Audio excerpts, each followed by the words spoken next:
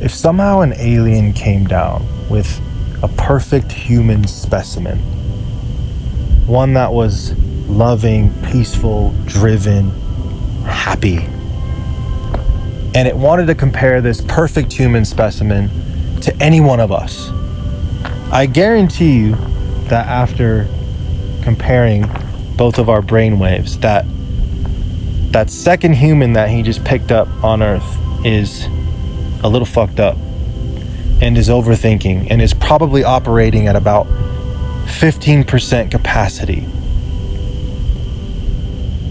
I think a lot of us are in this ominous plague right now of overthinking, and we're off balance and we're afraid to admit it. Alan Watts in The Wisdom of Insecurity talks about a German word. It's called Gedankengane.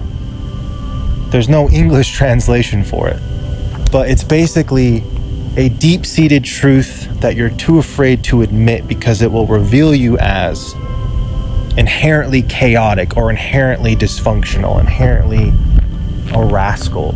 And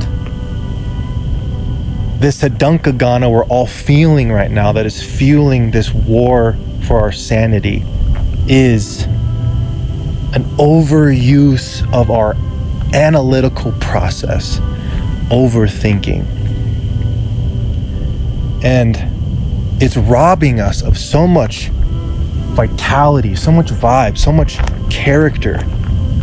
We're so living from the neck up right now that we've completely left behind our trust in all of this shit, and we can't find our way back anymore. And as AI and humans continue to integrate, as the human beast becomes the software beast and the lines get really blurry for better and for worse, humans have to find a way to define and keep our edge and keep our sanity. And our edge is empathy. My definition of empathy is the network of shared experience. I know it's kind of a modern term, but I'm a modern guy. This network of shared experience,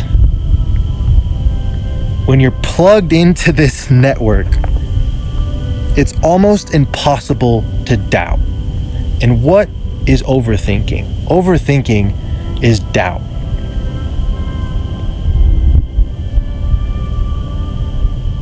The rarest skill right now, and the rarest skill in 10 years, in 20 years, will be empathy.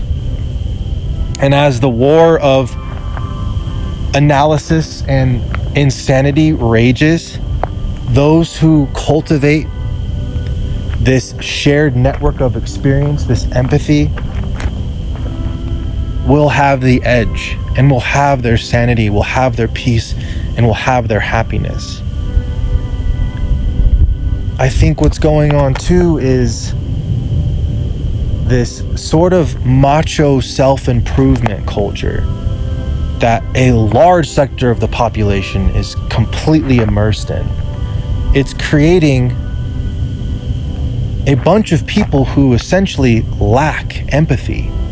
They're so obsessed with this self-narrative, and they are so a snake eating their own tail, drowning in this masturbatory self-improvement. They're in this echo chamber, and they're in their heads. And we're wondering why so many of us are so lost and distrust life so much. I think that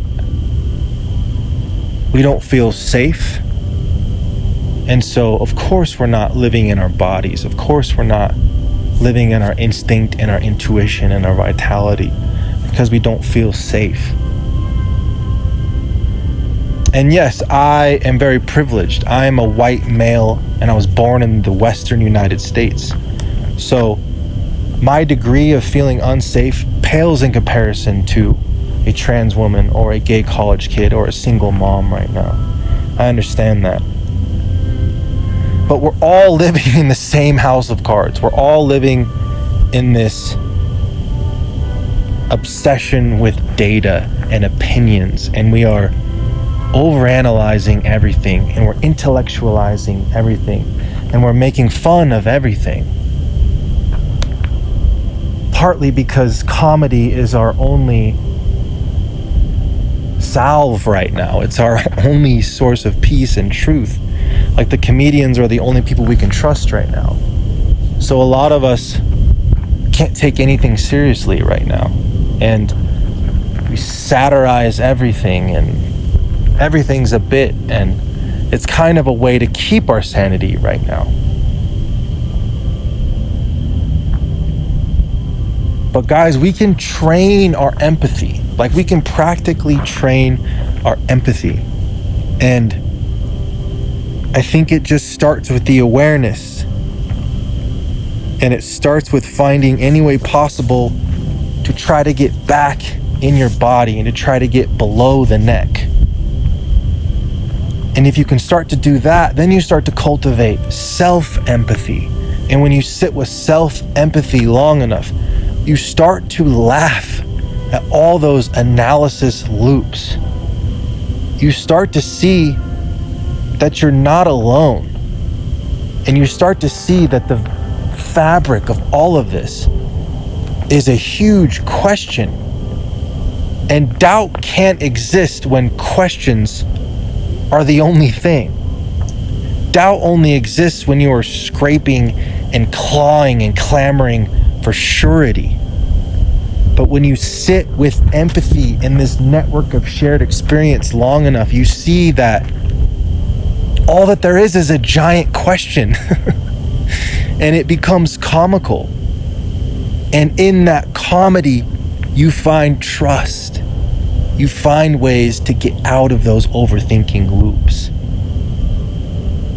You find ways to laugh at this modern fear porn that are crawling out of our pockets at all times in the form of constant dopamine hits. A looping mind is grasping for certainty. And again, life is just a giant question.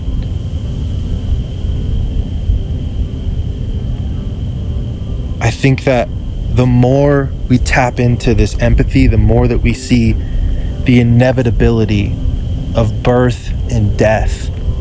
And I know that sounds hyperbolic and woo-woo, but it's true.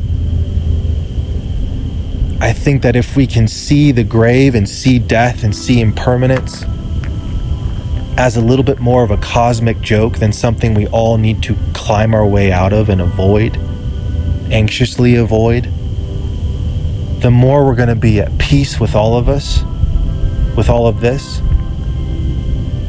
And the happier we can all be, and the more successful we can be, and the more money we can all make, and the less we're going to feel at odds with life.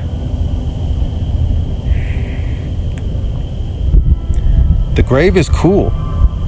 The grave can set you free. And this belief in the invisible, whatever you want to call it, this empathetic current is the way out of your head. And I hope in some way this talk helped you see that. And I hope you know how simple it really is. A lot of us are so afraid to sit in the default mode network, which is just a fancy word for what your mind does in blankness, in nothingness. Because that's when the big questions come up. But the more you can sit with the big questions, the more you can sit in the default, the more you're going to feel this network of shared experience. And I just want to encourage you to break out of the motivational hustle porn and to see that you can be okay right now And there's a different dimension of intelligence that you can actually trust right now. And empathy is what got me off of really addictive cycles of overthinking. And I hope you can do the same. Much love. I believe in you.